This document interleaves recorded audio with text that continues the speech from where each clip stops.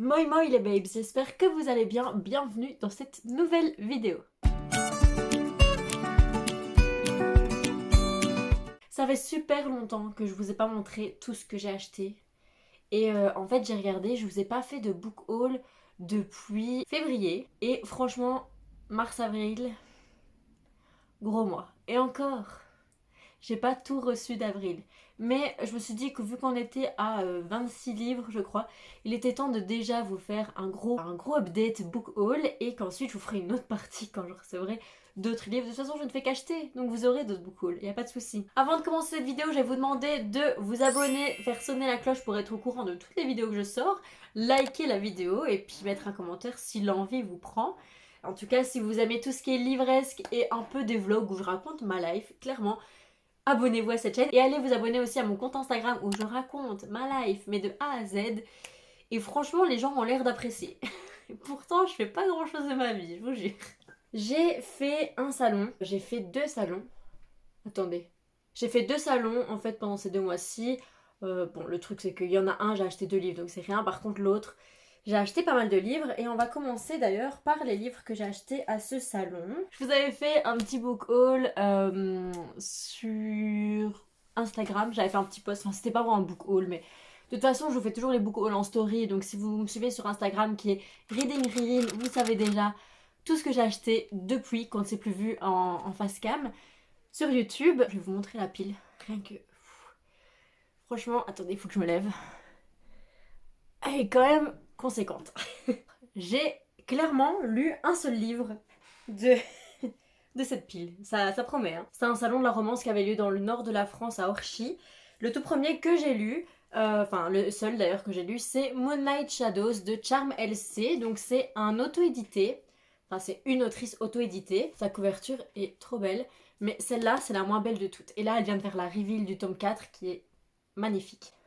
J'ai mal à l'oreille. On sait déjà de quoi ça parle. Hein. Romance, loup-garou, c'est vraiment, il n'y a pas de secret.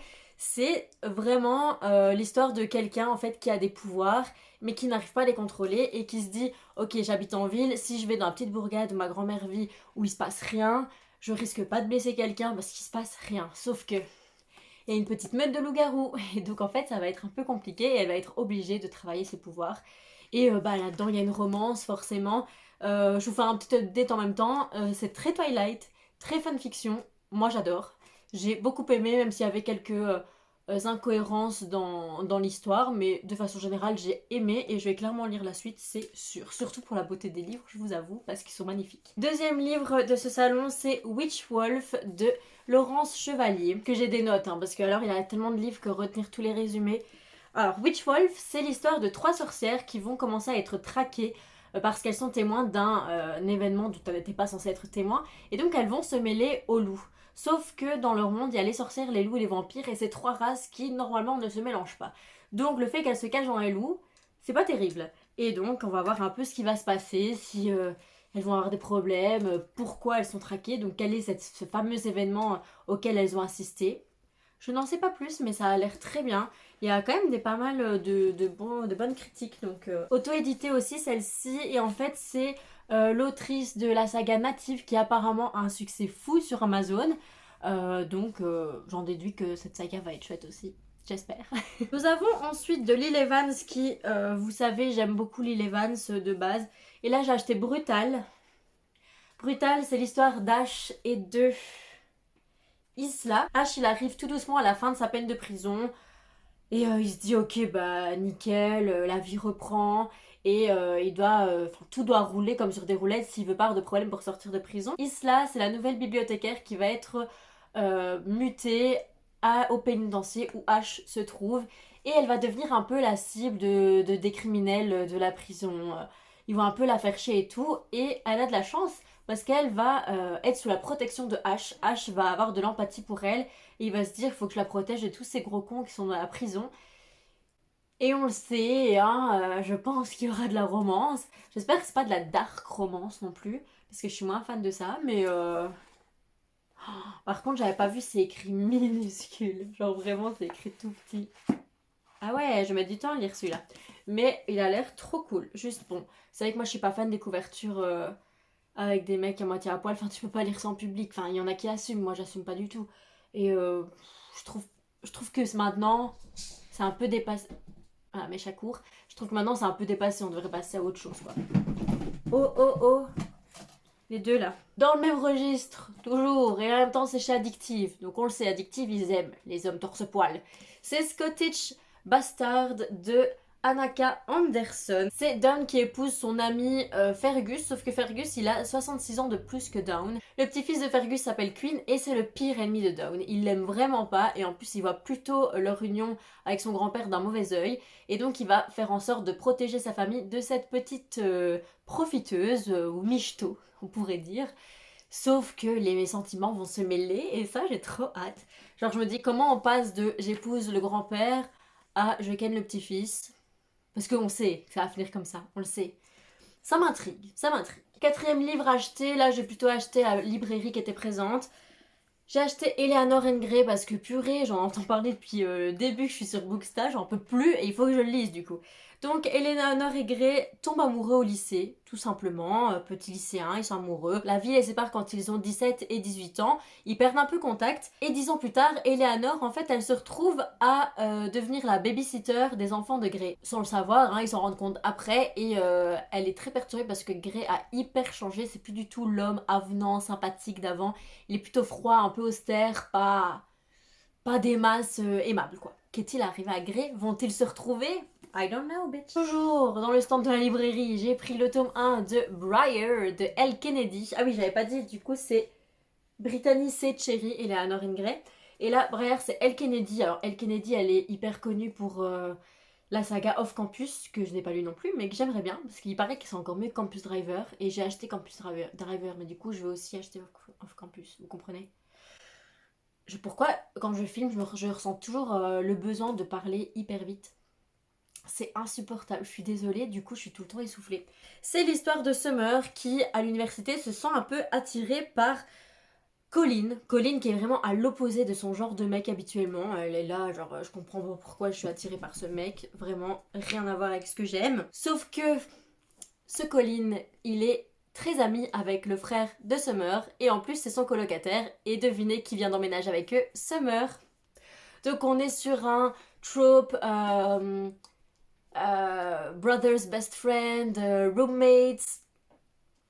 Ah, j'ai hâte. Ça, je sens que ça va être pimenté. Toujours au stand de la librairie et toujours chez Hugo New Roman, j'ai acheté le tome 1 de Wish par Audrey Carlan. C'est une américaine, je crois, donc Carlan. Donc le tome 1, c'est Sudakei. Sudakei, c'est l'histoire de Sudakei, du coup. Et en fait, elle vit avec sa petite sœur et sa maman vient de décéder. Et à la mort de sa mère, elle découvre des lettres que sa maman a écrites pour chaque anniversaire. Et en fait, pendant 10 ans, Suda va suivre un peu les traces de sa maman à travers les lettres qu'elle lui demande de faire des choses, etc. Et donc là arrive le moment où elle doit revenir chez elle et reprendre sa vie normale. Sauf que c'est un peu compliqué de reprendre sa vie normale quand on a passé 10 ans à suivre des lettres comme ça et à un peu partir partout à la recherche un peu de l'esprit de sa mère. Le dernier livre que j'ai acheté à ce salon du livre, il est incroyablement beau. C'est Il suffira d'un peu de poussière d'étoiles de F.V. Estier. Alors je l'ai acheté en hardback parce qu'il est incroyablement magnifique. Tout simplement. Vraiment, il est magnifique, magnifique, magnifique. J'ai même eu des petites illustrations avec. Donc vraiment incroyable. Et c'est donc auto-édité comme je vous le dis. Là c'est une histoire, donc c'est une romance MM, donc homosexuelle entre deux hommes si jamais. Vous n'avez pas les codes. C'est l'histoire de Bennett qui est vraiment quelqu'un d'un peu austère, qui est très peu joyeux dans la vie et il vit pour son boulot qui consiste à être associé dans une agence de sportifs. Et l'autre personnage c'est Adrian qui lui est très rêveur, très romantique, très joyeux, très épicurien. Et lui, son rêve, c'est de devenir ingénieur en aérospatial. Donc vraiment, il a un peu la tête dans les étoiles, si on peut dire. Et en fait, ils vont se retrouver à un moment donné.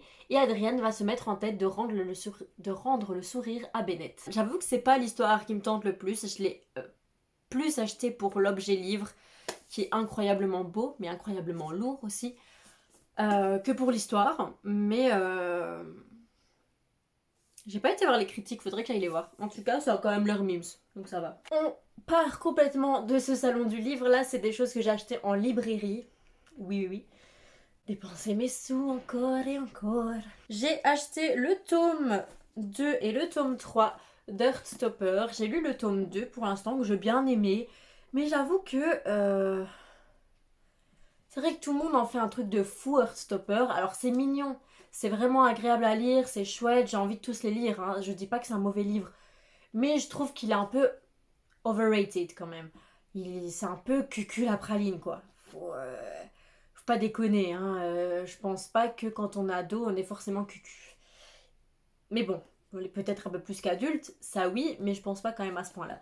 Et donc je trouve ça un peu cucu, c'est pour ça que je me suis pas jetée sur le troisième après quoi. Mais bon, d'office je vais le lire et je vais acheter le 4 après et je vais acheter cet hiver-là parce que j'ai envie, parce que c'est un univers que j'aime bien, qui est mignon, qui est réconfortant, mais je trouve que franchement il vaut quand même pas la hype qu'il a sur les réseaux sociaux. Je vais pas me faire des amis, hein, je suis désolée. J'ai ensuite acheté Le Fracas et le Silence chez PKJ de Cory Anderson. Alors celui-là, je l'ai vu beaucoup passer aussi sur Booktube plutôt que sur Booksta. Sur Booktube et ça a l'air bouleversant. C'est l'histoire de Jack qui a 17 ans et qui vit avec son petit frère qu'il doit protéger parce qu'ils n'ont plus personne d'autre sur qui compter. Sauf que en fait, ils ont plus du tout les moyens de vivre et donc ils comptent sur un sac que son père aurait caché et c'est à cause de ça d'ailleurs qu'il a été mis en prison. Et dans ce sac apparemment il y a beaucoup d'argent, ou en tout cas quelque chose de grande valeur, mais je crois que c'est de l'argent. Et donc il va se mettre en tête de trouver ce sac mais pour avoir de l'argent, pour pouvoir vivre avec son petit frère, puisqu'il a que 17 ans, c'est un peu compliqué de subvenir aux besoins d'une famille à 17 ans. Sauf qu'il va se rendre compte que crap, tu m'as fait peur. Il va se rendre compte qu'il y a une autre famille, et pas des moindres, qui recherche aussi ce sac. Et c'est pas des gens très rigolos. Donc c'est un petit peu dangereux dans cette quête dans laquelle il s'embarque. Je me demande s'il va y avoir une histoire d'amour parce qu'il y a une fille dedans quand même, Ava.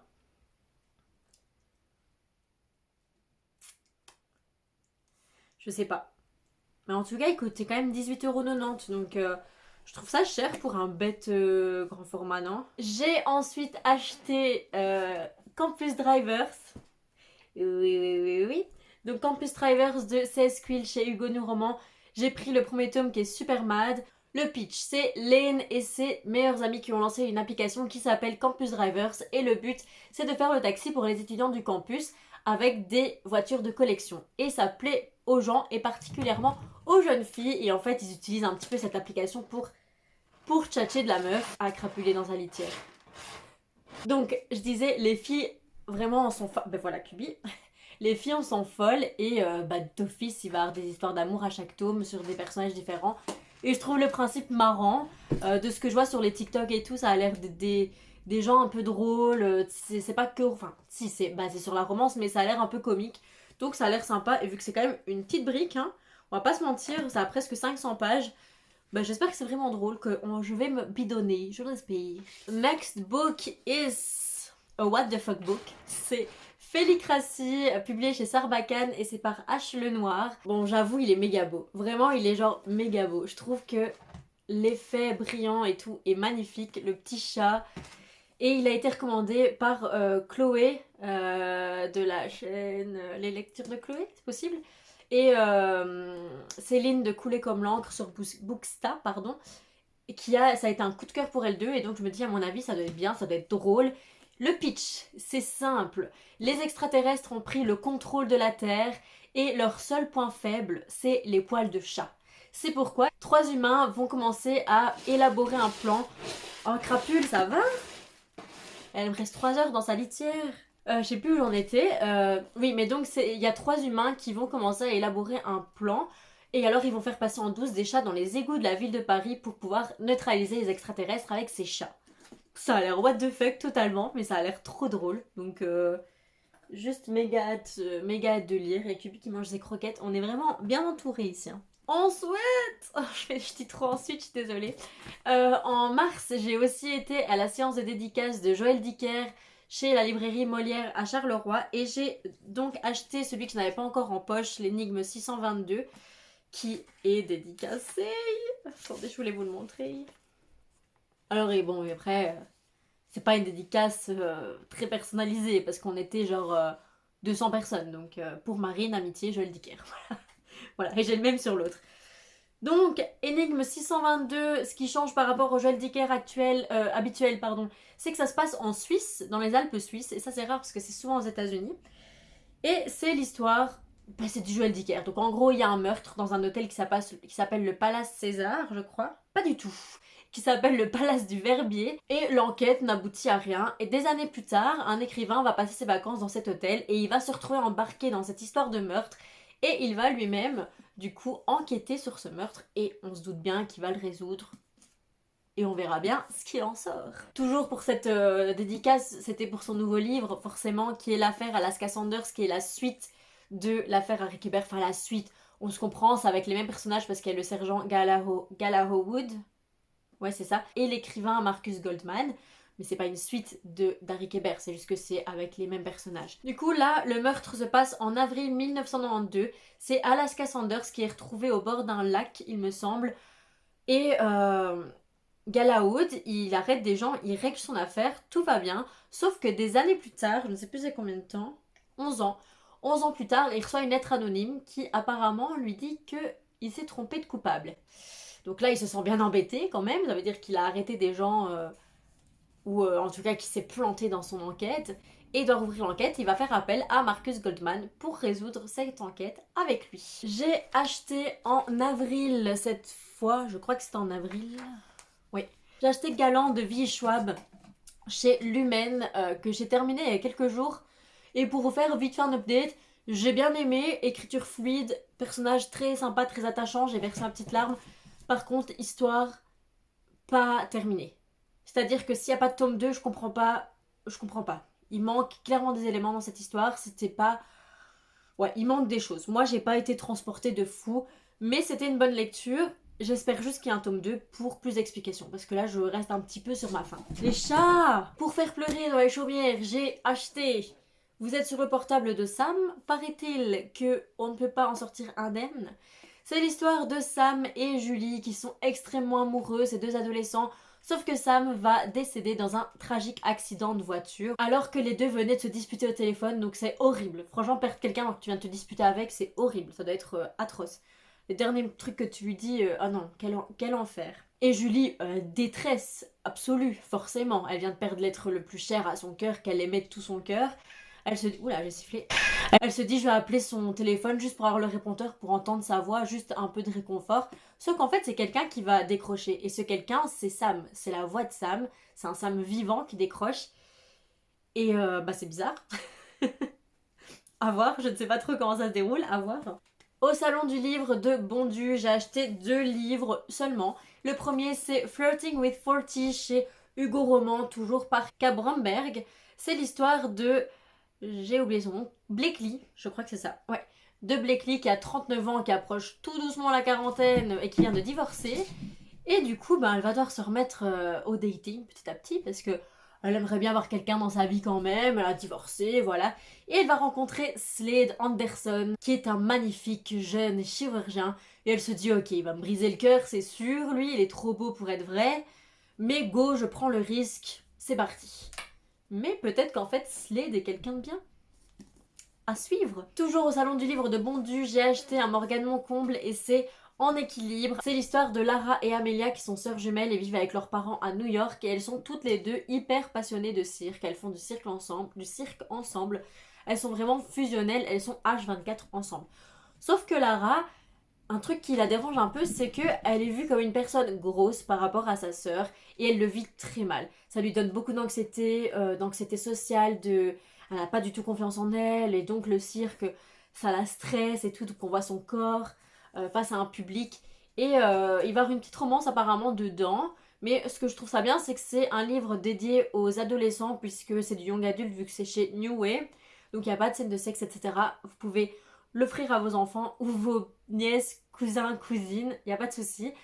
Mais on va parler de body positivisme, de confiance en soi, d'anxiété. Moi je trouve ça important de parler d'anxiété parce que moi je faisais des crises d'anxiété sans savoir ce que c'était. Yes. Et c'est depuis pas très longtemps que je me rends compte que effectivement je fais des crises d'anxiété sans aucune raison. En même temps l'anxiété c'est pas spécialement à cause d'une raison. ça arrive, c'est comme ça. Et je trouve ça important d'en parler plus jeune parce que en fait on peut avoir quelque chose et on le sait même pas. Moi je pensais que c'était de l'asthme et en fait quand j'ai de l'anxiété j'ai de l'asthme souvent. Mais les deux vont pas spécialement de pair, tu vois. Et c'était pas que de l'asthme, non, j'avais aussi de l'asthme mais je crois que c'était engrangé par mes crises d'anxiété. J'ai aussi acheté un nouveau Koho parce que j'ai lu mais Kubi crap. J'ai lu It Ends With Us il y a quelques mois maintenant que j'ai adoré et du coup j'ai pris Regretting You, donc de Colleen Hoover chez Hugo New Roman, toujours.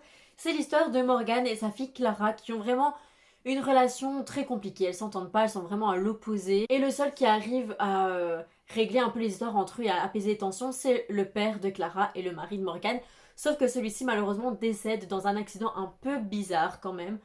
Et les deux vont donc faire leur deuil à leur façon. Morgane, elle va se rapprocher de quelqu'un pour son deuil dont elle ne s'attendait pas du tout. Et Clara, elle va se rapprocher d'un garçon dont on lui a interdit de s'approcher. Donc, pas terrible ambiance entre les deux du coup. Et pendant le livre, ça va être est-ce qu'elles vont réussir à s'entendre et à se rapprocher ou est-ce que ça va vraiment être l'hécatombe, le chaos, l'apocalypse entre elles? À voir. J'ai acheté un livre qu'on voit à peu près partout sur Booktube et Booksta, beaucoup Booktube je trouve quand même. C'est Mémoire de la forêt de Michael Brun-Arnaud chez École des loisirs. C'est un jeunesse, c'est pas young adulte, c'est vraiment un vrai jeunesse quoi. Et c'est simplement l'histoire de Ferdinand Taupe qui commence à avoir ses souvenirs qui se brouillent et donc pour parer à ça, il écrit tout ce qui lui arrive dans un livre qu'il a après gentiment été mettre à la bibliothèque de sa forêt qui le garde précieusement, sauf qu'il y a un client mystère qui est parti avec le livre. Mais du coup, Ferdinand, il a plus ses souvenirs. Parce qu'il les avait écrits pour se souvenir de ce qui s'était passé dans sa vie. Et donc Ferdinand Taupe et le libraire qui est le renard vont partir à la recherche de ses souvenirs et un peu retracer la vie de Ferdinand. Et en gros, en fait, c'est une explication de la maladie d'Alzheimer aux enfants. Attendez parce que je suis pas droite. Il paraît que c'est hyper touchant, c'est hyper beau, hyper poétique, j'ai hyper hâte. Il y a combien de hyper dans cette phrase? Et en plus, il est illustré, donc il y a des illustrations comme ça se lit vite, c'est vraiment un jeunesse, c'est un gros jeunesse quoi.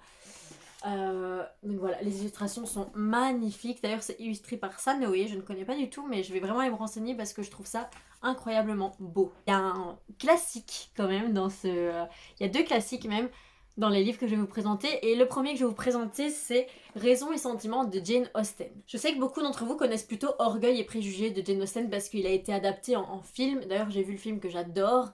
Mais j'ai entendu parler de Raison et Sentiment et il paraît qu'il est mieux qu'Orgueil et Préjugés et qu'en plus il y a un peu un plot twist comme ça, un rebondissement à la fin par rapport à Orgueil et Préjugés où on sait comment ça va se passer. C'est vrai qu'en ayant vu le film, je vois pas trop comment ça pourrait se passer d'autre.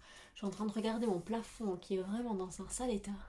Et Raison et Sentiment, c'est l'histoire de deux sœurs, Elinor et Marianne, qui en fait ne vont pas avoir l'héritage de leur père, elles vont pas y avoir droit.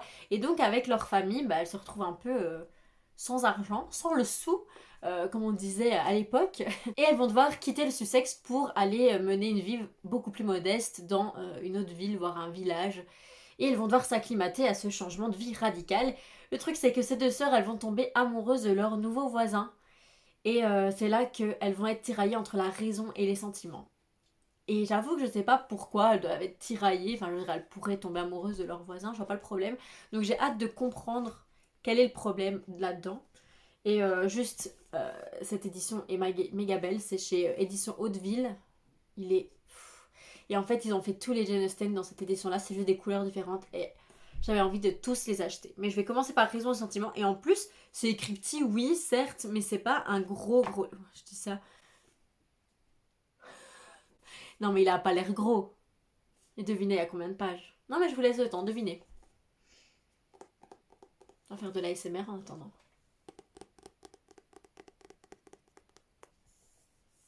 Il y a presque 500 pages. Alors qu'il est comme ça. C'est pas grave, on va s'en sortir. C'est pas grave, vous inquiétez pas. Alors, les derniers livres que je vais vous présenter, c'est dans un contexte un peu particulier parce que je prépare une vidéo et en fait, j'ai envie que ce soit vraiment une série de vidéos. que je vais vous préparer, c'est sur les livres préférés des célébrités.